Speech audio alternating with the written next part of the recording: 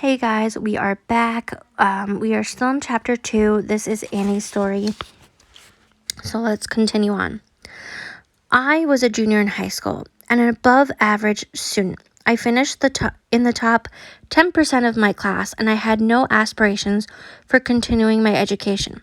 I simply wanted to work for a year as a secretary, then get married and have babies. I had my husband picked out. He and I had been going steady since I was 14. He was 15. I was madly in love with him, and he with me. That was the thing then. Around age 14 and a half, we started having sex. Unfortunately, that was not the unusual for young people at that age, though no one admitted it then. When I returned to school in September of my junior year, that would have been 1957. There were about half a dozen girls who didn't come back because they had gotten married over the summer. So in this area of Milwaukee and our socioeconomic class, it wasn't all that unusual. We were so serious at 15 and 16, we talked about getting married. We talked about the children we would have. We never thought about any birth control. Neither one of us really knew much about it. It was just not talked about then. Young men certainly couldn't get condoms, and there was no such thing as the birth control pill. I doubt if I had ever heard of a diaphragm. Maybe they didn't even exist. We just didn't really face the issue. The feelings that we had for each other were so strong, it never occurred to either one of us that we wouldn't be allowed to get married because that's what happened if you got pregnant. I didn't know anything about girls being sent away. I never knew anyone who was sent away. I missed a period and I worried and I worried. I missed another one and we decided that we had to tell our parents because we would both require their written permission to get married since we were underage. We dreamed up some excuse to take my mother somewhere in the car. We got a few blocks from home and parked around the corner. She said, "Why are we stopping here?" I said, "Mother, we didn't go to the circus last night. We went to a doctor." She said, "Oh my God, don't tell me you're pregnant. Let me out of this car. Let me out right here." She was just crying and angry, and we kept saying that we wanted to get married, and she said something like, "We'll see about that." She wanted to know if his parents knew, and he said yes, he had told them and they were willing to sign for us to get married, that his boss had offered us a room in their house rent-free until we were more established. She said, "I don't know those people." Within a few days, she took me to her doctor, who was not very nice. He said, "Well, there's a place where we send girls like her down to Kansas City." And he handed her a brochure. He said, "It's pretty expensive. If you have any money put aside for her, use it for this. She doesn't deserve to have it anyway." That was when the shame began. Before that, I had not really felt ashamed. My mother and aunt went to his family home and did not like what they saw. She said, "They have linoleum on their living room floor. They're not good enough for you. Do you want your life to be like that in 20 years from now?" When it became obvious that we were not going to be allowed to be married, he decided to enlist in the Marine Corps. Then one day my mother said, we're leaving for the Willows Friday night. That was the maternity home in Kansas City that her doctor had told her about. She said, "You're going there and you're going to stay there until you have the baby. Then you're going to give your baby up for adoption and you're going to come home and forget that this ever happened. Someday you'll thank me." I was very compliant. I respected authority and I did what I was told. At 16 back then, you couldn't get a job other than working at the local custard stand or as a car hop and earning $2 in tips. I didn't know if welfare existed. I had no exposure to anything like that. I just had to do everything that my mother said. That was it.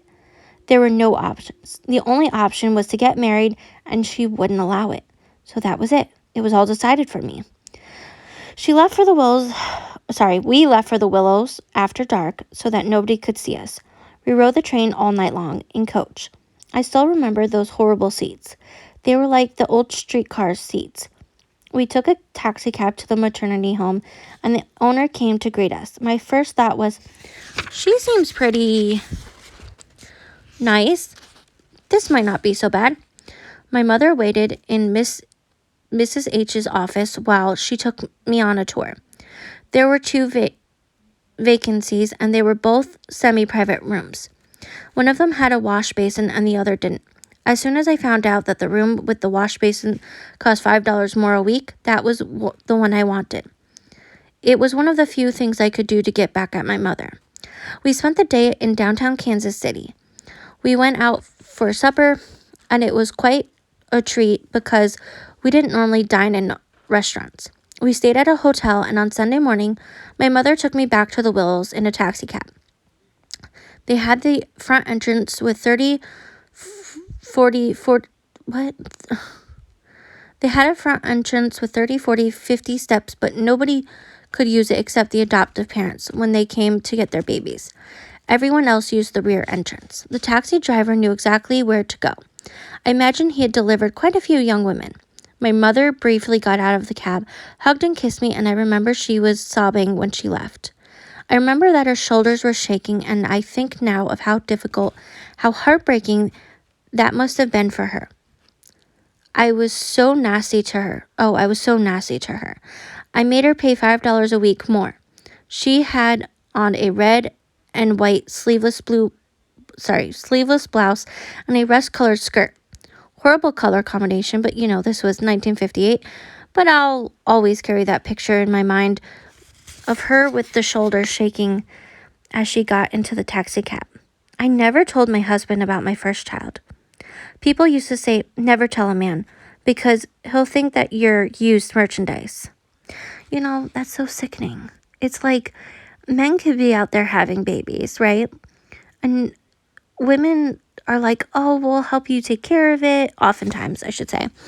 Oh, that's okay. It wasn't your fault. But when women have children and, they give up for adoption, it's all shame. Or if they have a child as a single parent like I do, it's all shame and guilt. And it's gross. Anyway, moving on. Okay. They thought men should have all the experience and women should be virgins. You were supposed to fake it. Well, that's what I did. My obstetrician knew, and he said I made a very good decision. I believed what I was told, and I went along with it.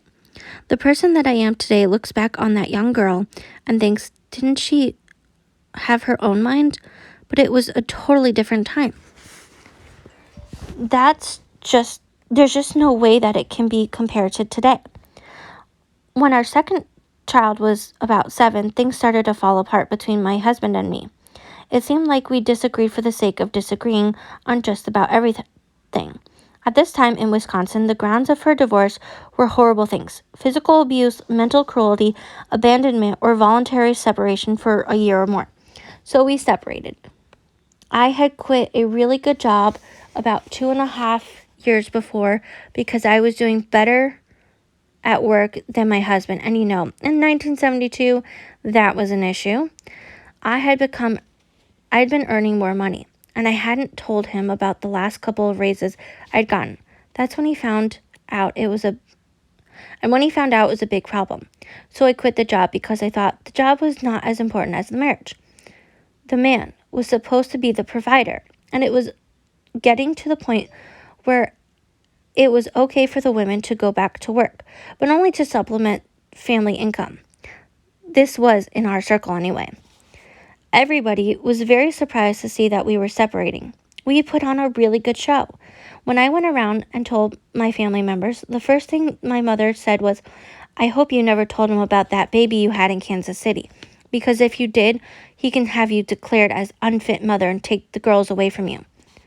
So my husband and I had separated, and I don't remember why, but one Saturday when he came over, I told him about the daughter I placed for adoption, and I saw something in him that after living with him for 15 years, I had never seen before. I saw a caring depth, a compassion, and that was big.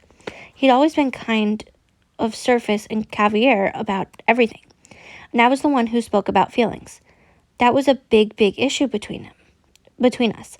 I told him very matter-of-factly. I didn't elaborate a great deal. I did not cry. I just said I'd never told him before because I been advised not to, but I did not like having this between us. I'd never felt honest about it. I just felt like that I wanted him to know. He was so caring. He said, "It must have been so horrible for you carrying that these years. This was one of the finer moments of our marriage. It really, truly was, but by then it was too late. There was so much else that had happened, and it was just too late." All right, so that is the end of Annie's story. I just want to take a moment to say that it's quite rare for birth mothers to continue on, or at least what I've been told, to continue on to have a relationship and have more children. And they tend to carry this baggage. Now, if you are a grandparent out there that your child was in this situation, I would love to hear from you, and how, if you regret forcing your child to go through that, if you ever think about that grandbaby,